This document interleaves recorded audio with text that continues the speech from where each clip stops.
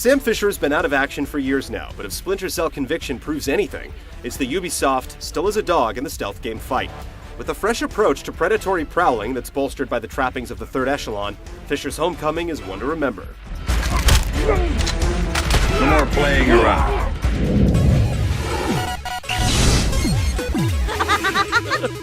Sam Fisher you knew is dead. America killed him, asked him to make one sacrifice too many, cross one line too far. From the get-go, ConViction lays down the theme of betrayal thick. You learn early on that Fisher's story will take you to some harrowing places, though, of course, it's presented in a manner that keeps you guessing the whole way through. Splinter Cell veterans will know the lay of the land and be reacquainted with some familiar faces. Anna Grimm's daughter plays a big role, but newcomers, frankly, will be lost. Thank goodness for the game's foolproof waypoint system. Andrew Coben, were you saying something about my daughter? Top-notch voice acting and some clever graphical techniques work in tandem to deliver the story well. The film projector effect employed in many of the flashbacks does a good job of keeping the tangents in a non-intrusive context, though they can sometimes feel a bit heavy-handed. But if you've been with the series a long time, rest assured ConViction is a gripping new chapter in the Splinter Cell saga, one that brings home the dizzying machinations of an alphabet soup of top-secret government agencies to a more personal place for Fisher. And yes, questions are answered. Grimm, let me remind you, I'm out of the game.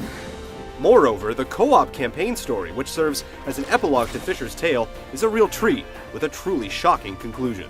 It's over, Bykov. You're done, understand?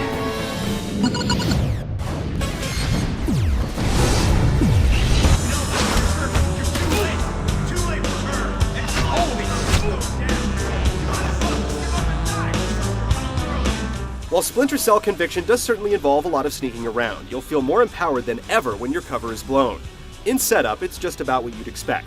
You'll prowl through a gang of scenarios spread across 11 distinct environments, ranging from war-torn sites of Fisher's past to some of America's most hallowed halls of power.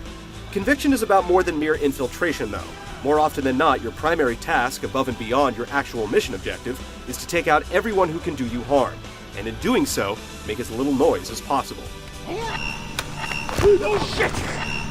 Bringing to mind Arkham Asylum, every room is a puzzle to solve, and you do so by clearing it of enemies, or at least eliminating enough of them so as to be able to slink into the next checkpoint unmolested. And just like Batman, Fisher won't hold up under heavy gunfire. Luckily, he's also got plenty of tools that diminish the need for direct confrontation. Through a combination of sonar goggles, which allow you to mark enemies through obstacles and track their locations as they patrol, and a handful of gadgets pulled straight from the third echelon's armory, you're able to emerge unscathed from any pinch, given patience and careful consideration. A large part of the fun in ConViction is figuring out which precise combination of gadget and subterfuge will allow you to most effectively win the day. It actually manages to make the trial and error inherent to this sort of approach feel quite gratifying a lot of the time. Black Arrow's supposed to have this sector locked. Fuck me!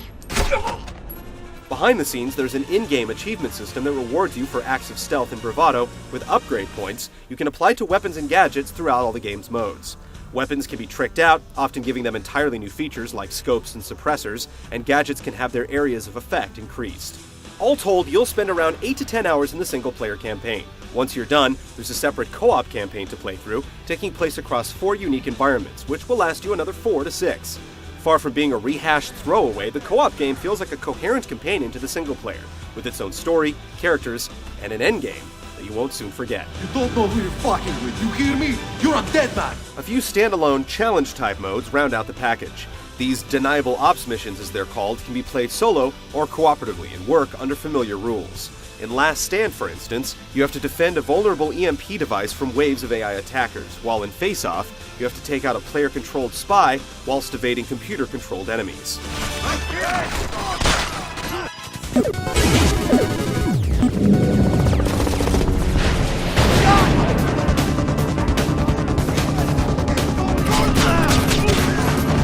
Though it can sustain a more muscular playstyle than some other stealth games, rolling through guns blazing doesn't often yield good results in Splinter Cell ConViction. Yes, you'll do plenty of killing, but you have to do it on the game's terms. This becomes second nature once you get a handle on the game's mechanics. At the crux of the game is the mark and execute system.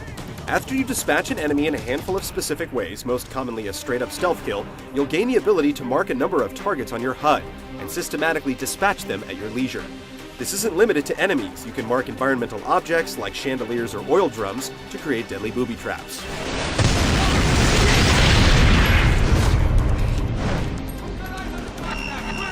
With time, you start to view the capability to execute as too precious to squander. Depending on what weapon you're holding, you'll be able to mark differing numbers of targets, and it's very tempting to hoard your free kills until all your marks are in clear view to execute, though the game fudges a little bit for you in cases where a target goes behind cover after you've initiated an execution. The system succeeds in encouraging you to play more patiently and vary up your approaches. Used artfully, gadgets greatly complement the careful, ruthless playstyle. When you're spotted, enemies converge on your last known position, which is marked by a translucent silhouette that remains visible and begging to be exploited. Whether you drop a remote mine on the spot or a sticky cam rig to explode opposite it, the possibilities for devious takedowns are many. The enemy AI is generally smart enough to duck when you miss a headshot, but you'll find yourself rolling your eyes when enemies march right past you, obscured by the measliest of shadows. The game switches to black and white when you're in the cover of darkness, and while this is a good incentive to shoot out all the lights you can, it feels like the game registers this in too binary a fashion at times.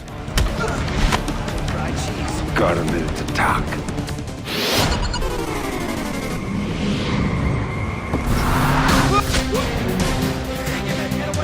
Splinter Cell looks decent enough to sell you what it's pushing, but it's no technical marvel. Most of the characters don't hold up too well under close scrutiny, and you'll spot many a blocky, primitive-looking model. It's a good thing these elemental shapes suit the environments. What redeems it, partly, is the way it uses light. When you slip from deep cover to well-lit environment, the way the light bleeds on screen will make you feel exposed and momentarily panicked. It's a great effect. Just like prior games in the series, the music is minimal, but picks up when you cause a ruckus, and doesn't relent until you've killed everyone who knows you're there. This can get tiresome when you actively choose to slowly slip away rather than clear the area. The voice work, as mentioned, is top-notch. Michael Ironside marks his return as Fisher, and the gravelly tough guy is as mesmerizing as ever. You understand me? I will kill you! Dan, I've been lying to you about this for years.